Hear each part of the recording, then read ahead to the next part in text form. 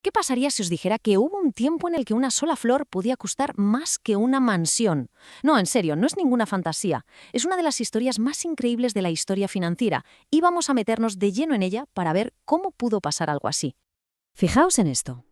En el punto más álgido de toda esta fiebre, un único bulbo de tulipán de la variedad Viceroy equivalía a una auténtica fortuna. No hablamos de un campolleño, no, hablamos de un solo bulbo. Con lo que valía te podías comprar 4 bueyes gordos, 12 ovejas, barriles de vino y cerveza, queso, hasta una copa de plata. Una barbaridad. Toda esa riqueza metida en una flor. En total, estamos hablando de unos 2.500 florines. Para que nos hagamos una idea, esa era la cantidad que costaba por aquel entonces una casa grande y señorial en pleno centro de Ámsterdam, que era, vamos, el epicentro del comercio mundial. Es que es para pensarlo, un bulbo a cambio de un hogar. Y claro, esto nos lleva a la pregunta del millón. ¿Cómo demonios es posible que una flor llegase a tener un valor tan desorbitado? ¿Qué fue lo que pasó en los Países Bajos para que se montara la que se considera la primera gran burbuja especulativa de la historia? Bueno, para entenderlo, primero hay que viajar al siglo de oro holandés. Estamos en un momento en que los Países Bajos son el centro del comercio mundial. Hay una prosperidad nunca vista y, claro, muchísimo dinero buscando dónde invertirse. Y en ese contexto, de repente, llega un producto completamente nuevo, exótico, el tulipán. Viene del Imperio Otomano y sus colores tan vivos, tan intensos, eran algo que no se había visto nunca. Se convirtió rapidísimo en un símbolo de estatus, de riqueza. Pero ojo que la clave de todo esto no estaba en cualquier tulipán. El verdadero motor de esta locura fue una variedad muy específica. Una flor que era rarísima y, como se supo mucho después, en realidad estaba enferma.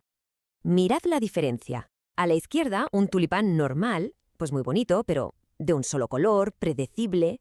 Y a la derecha, un tulipán roto. Estos bulbos, que estaban infectados, hacían que los pétalos tuvieran unos patrones de rayas como llamas de colores. Cada flor era única. Una auténtica obra de arte, pero viva.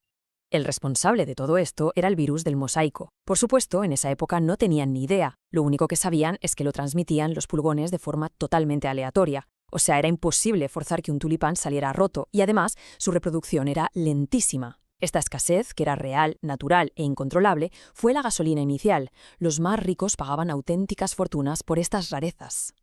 Pero la historia, que había empezado en la botánica, pronto dio un giro y se convirtió en una historia de finanzas, porque una nueva forma de comerciar lo cambió absolutamente todo y permitió que la fiebre se extendiera mucho más allá de los círculos de millonarios.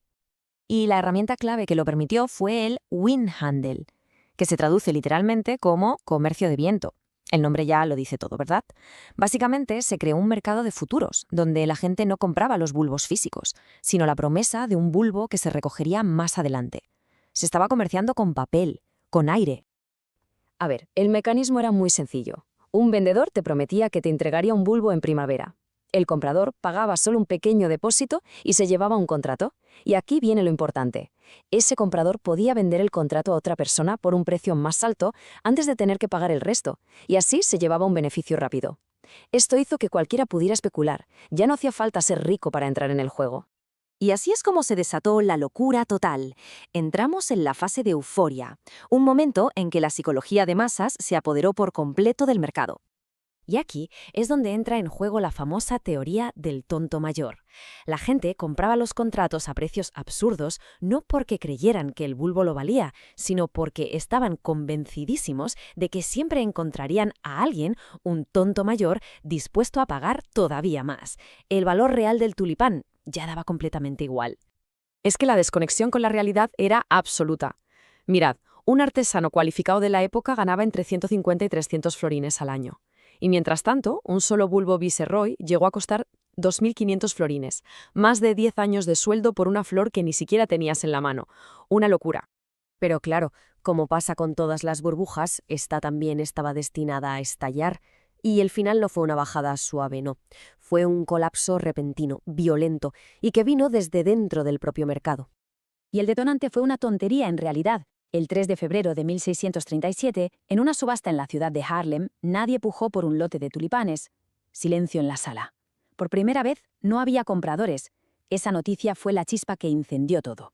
El pánico se extendió como la pólvora. En cuestión de días, todo el mundo quería vender y ya nadie quería comprar. Los contratos se convirtieron en papel mojado. El resultado fue una aniquilación de valor. Un bulbo que en enero te podía costar 5.000 florines, un mes después apenas valía 50. Una caída de más del 90% en solo unas semanas. Miles de personas que habían metido ahí sus ahorros o incluso hipotecado sus casas se encontraron de la noche a la mañana con deudas que era imposible pagar. ¿Y qué pasó después del estallido? La historia que se suele contar a menudo exagera un poco el impacto real que tuvo todo esto, así que vamos a separar el mito de la realidad. Para evitar un caos social y legal tremendo, las autoridades buscaron una solución, digamos, pragmática. Se permitió a los compradores anular sus contratos a cambio de pagar una pequeña penalización, que solía ser de entre el 3,5 y el 10% del valor. Esto evitó una ola de quiebras, sí, pero la mayor parte de la pérdida se la comieron los cultivadores, que se quedaron con los bulbos sin valor. Y aquí hay que corregir un mito muy extendido. A menudo se dice que el crack de los tulipanes arruinó la economía de los Países Bajos, pues la realidad es que no fue para tanto. La economía holandesa, que era un gigante, siguió creciendo. Las pérdidas se concentraron mucho en ese nicho de especuladores y cultivadores, pero no fue un colapso de todo el sistema. Entonces, ¿qué podemos aprender de esta historia de hace casi 400 años? Pues nos deja 3 lecciones que siguen siendo totalmente válidas hoy.